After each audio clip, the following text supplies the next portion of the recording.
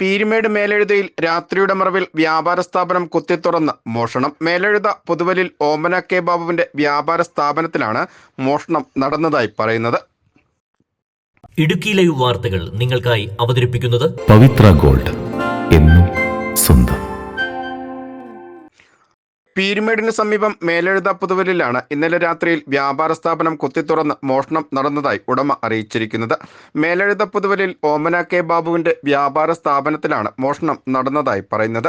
വ്യാപാര സ്ഥാപനത്തിലുണ്ടായിരുന്ന 1000 രൂപയടക്കം 5000-ഓളം രൂപയുടെ നഷ്ടം സംഭവിച്ചതായി ഉടമ ഓമന കെ ബാബു അറിയിച്ചു. പൈസ 1000 രൂപയോളം, save, Oreo, cigarette 5 packet, pencil 2 packet, Bingo കുറേ ബിങ്കോ, ബീഡി 1 പാക്കറ്റ്. 1000 രൂപയ്ക്ക് പുറമെ സിഗരറ്റ്, ബീഡി, സ്നാക്സുകൾ തുടങ്ങിയവയുമാണ് മോഷണം പോയതായി കണ്ടെത്തിയിരിക്കുന്നത്.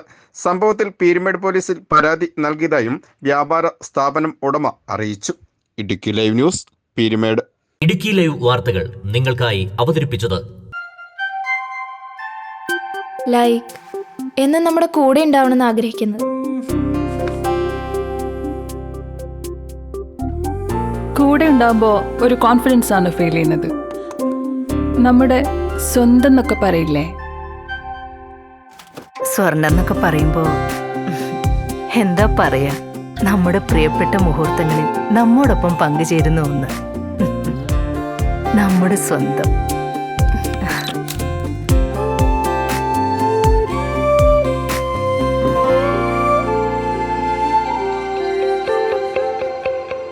പവിത്ര ഗോൾഡ്, എന്നും സ്വന്തം.